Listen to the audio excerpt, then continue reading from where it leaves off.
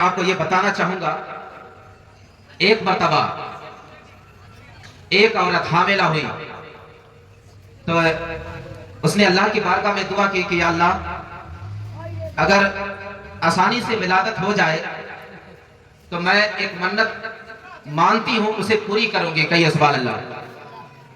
تو وہ عورت بولی اگر بآسانی ولادت ہو جاتی ہے، یعنی وہ حاملہ تھی، ڈیلیوری تھی، اگر آسانی سے بچہ پیدا ہو جاتا ہے، سنیں توجہ سے، تو میں ایک منت مانتی ہوں اسے پوری کروں گی۔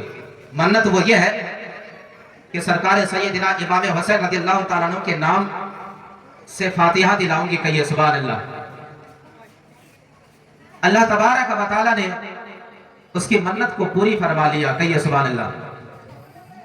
پھر اس نے اپنے گھر میں فاتحہ کا اہتمام و انتظام کیا کہ میری منت پوری ہو گئی ہے، آسانی سے ولادت ہو چکی ہے، میرا گود ہرا بھرا ہو گیا ہے، تو اب میں چاہتی ہوں کہ سرکار سیدنا امام حسین رضی اللہ تعالیٰ عنہ کے نام سے فاتحہ دلاؤں اپنے گھر میں۔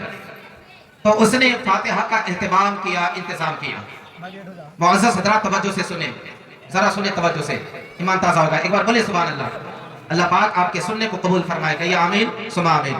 آپ کے بیٹھنے کو قبول فرمائے، اللہ آپ کو اس محفل میں سننے اور بیٹھنے کے صدقے، سرکار سیدنا امام حسین کے صدقے آپ کے ہر چھوٹے بڑے گناہوں کی مغفرت فرمائے، کہیے اللہم آمین۔ سنیں توجہ سے معزز حضرات، تو اس نے فاتحہ کا اہتمام اور انتظام کیا، کرنے کے بعد وہ اپنے دروازے کے باہر دیکھنے لگے کہ کوئی آئے تو ان سے میں فاتحہ دلاؤں۔ وہ عورت دیکھنے لگی کہ کوئی آئے تو میں ان سے فاتحہ دلاؤں۔ بہت دیر انتظار کرنے کے بعد ایک خوبصورت نوجوان آیا، تو اس عورت نے اس سے کہا کہ تھوڑا سا میرے گھر میں چل کر فاتحہ پڑھ دیں، کیونکہ میں نے منت مانی تھی کہ اگر میری منت پوری ہو جائے تو سرکار سیدنا امام حسین کے نام سے گھر میں فاتحہ دلاؤں گی۔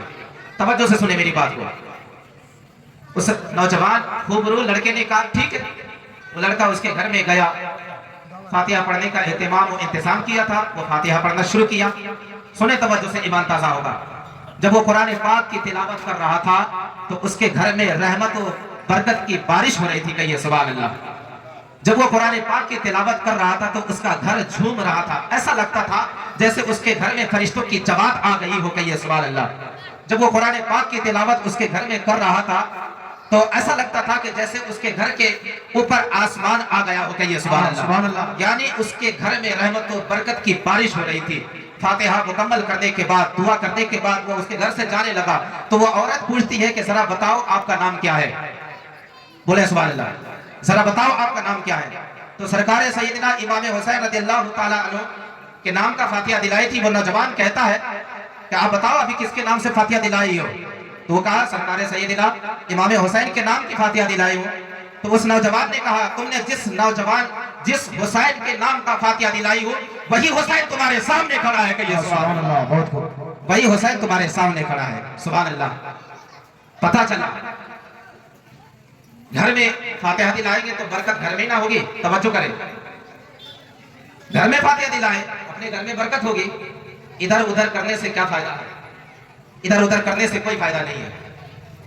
اپنے گھر میں